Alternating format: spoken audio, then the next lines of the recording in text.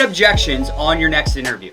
Okay? You're always going to get objections every single interview, no matter if it's the recruiter, no matter if it's the hiring manager, or no matter if it's the CEO or the board. Expect objections or concerns on every single interview you go on.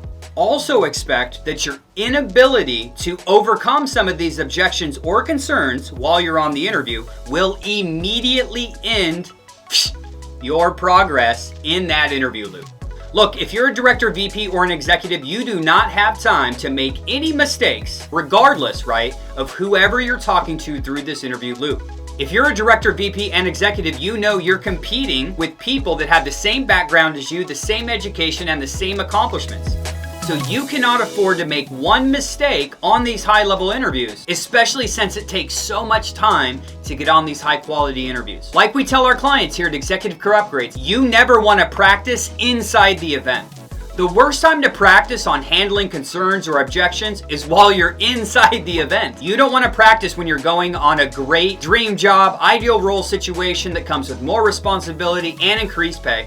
So in this video, I'm going to show you the most common objections that you're going to get while you're in the interview and show you how we've helped our clients overcome them. And if you don't know me, my name's Tim Madden, the CEO and co-founder of Executive Career Upgrades. Here at Executive Career Upgrades, we've helped over 8,000 directors, VPs, and executives land jobs they love. And they would not be able to do that unless they knew how to overcome these objections or concerns that I'm going to start sharing with you now. Last thing before we get started, if you're ever looking for another job in corporate America or you're in a career search now, do me a favor, smash that subscribe button so you can stay updated with tactics and strategies you need to live up to your potential and to get the job and money that you deserve in the marketplace. First, starting off, what I'd like for you to do is go on over to execupgrades.com/resources. For a limited time, we actually have a download available on that site that is called Handling Objections During the Interview. This guide will give you tactics and strategies very similar to what I'm going over in this video here so that you feel confident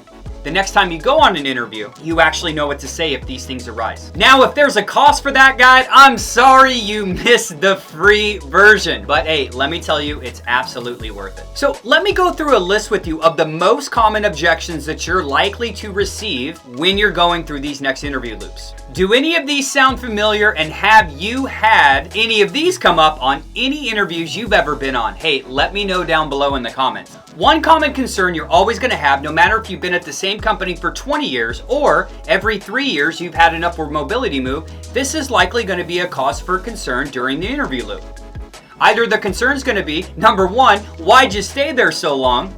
Or number two, why did you keep leaving for other companies? If you're option A or option B, like I just mentioned, it doesn't matter because both of those will be objections or concerns during the interview. Number two, the biggest one we hear all the time. I don't have insert education here, or I don't have insert certification here. Maybe you don't have your bachelor's degree, your MBA, your doctorate, your PMP, your CPA, whatever it is. Hey, this is likely going to be a common objection that you're going to get, but we're going to show you how to overcome that today. Number three, have you ever got this one? Hey, you're really great, Alex, but you're kind of overqualified. Or what about, hey, you sound really great, but I just don't think you have the skills to be successful here. Number four, hey, I know you've been successful being a sales leader inside technology, but we're a retail company, we're a hospitality company, we're a travel company, or we're a construction company. Hey, it's completely different. Hey, Tim, it was great to meet with you today, but I just don't think you're the right fit. These are some of the most common objections or concerns that you're going to get while interviewing at different companies. So let's break down each one,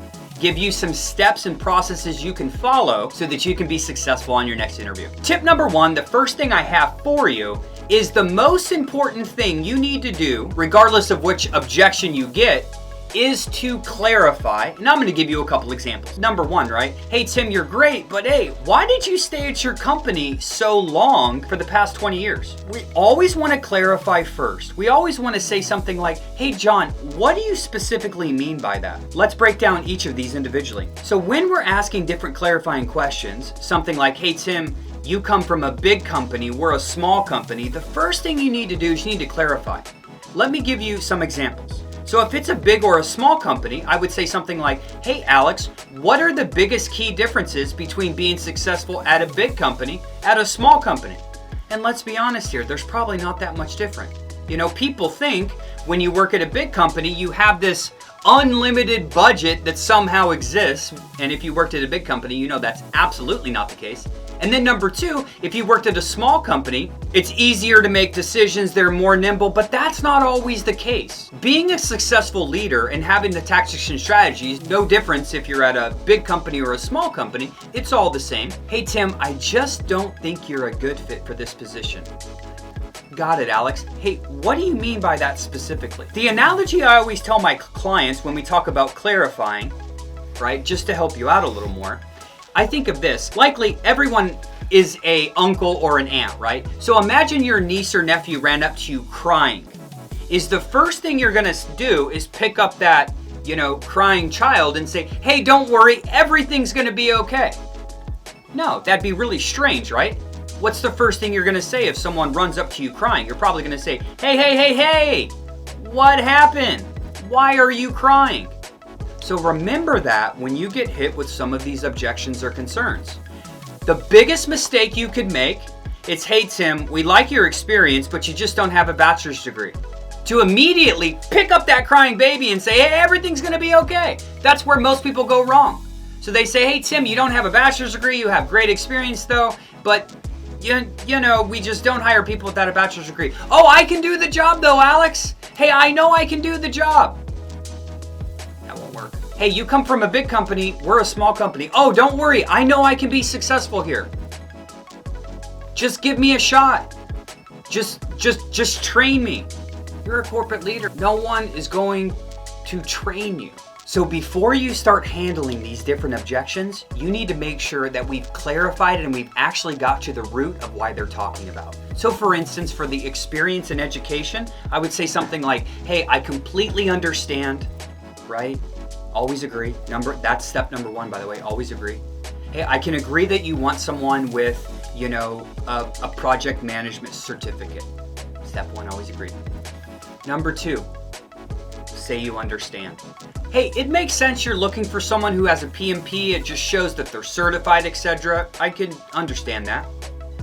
Number three, why do you have the experience where the PMP certificate doesn't matter?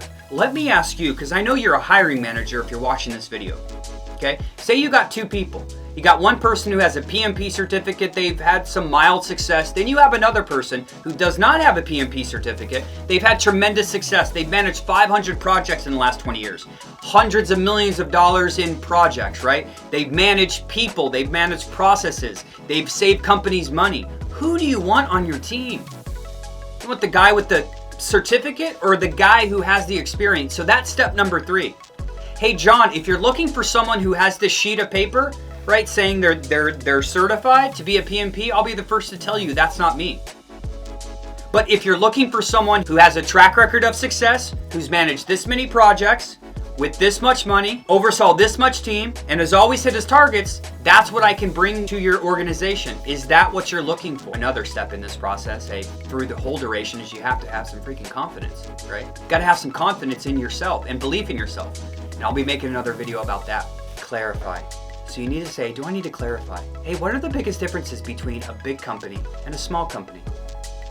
Hey John, have you ever hired someone without a PMP certificate and they were successful? Hey John, what do you think are the biggest differences between someone who's had a lot of success in project management over 20 years and someone who has a certification? Hey John, when you say good fit, or you're not sure if I'm a good fit, what do you specifically mean by that? See how important clarifying is? Because when someone tells you you're not a good fit, how do you handle that? You don't really know what the root is, so you're just kind of guessing. Oh, give me a shot. Hey, I won't let you down. I don't even know what the problem is. Because the funny part is, most of you, we know we can only have a resume of 1 to 2 pages.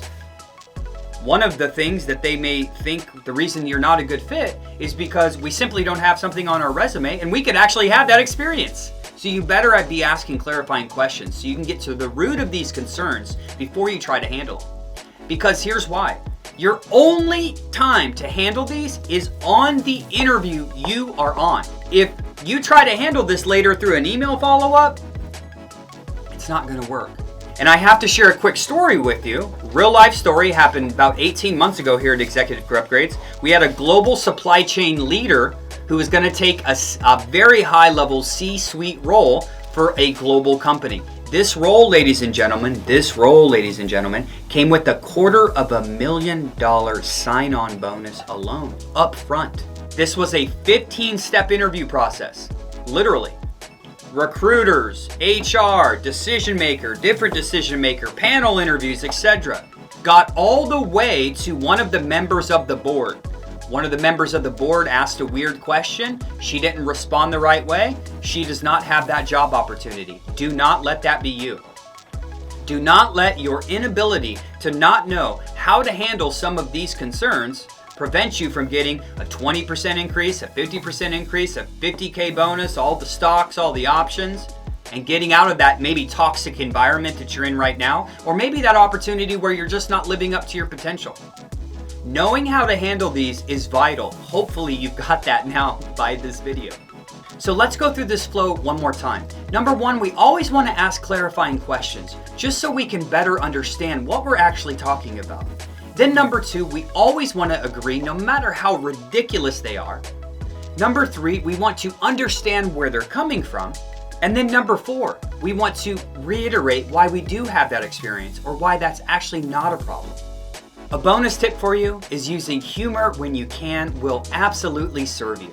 For instance, if someone says, "Tim, we love your background, we just think you're overqualified," just throw a little giggle and say, "Alex, thank you so much. Hey, I'm glad you feel really confident in my ability to do this job effectively. Hey, when can we get started?" Interviewing is so important, and they don't teach it anywhere. One of the problems with being a corporate leader is you could be really good at finance, really good at sales, really good at training and development, but interviewing and the art of interviewing and the art of salary negotiation, or the process for getting a job in 2024 and beyond, right, is just new tactics and strategies not taught in corporate America. Hey, if you'd like more information about scheduling a call with us or learning about our interview certification program so you know how to convert those interviews into offers, go on over to execupgrades.com. Until next week, be sure to hit that subscribe button.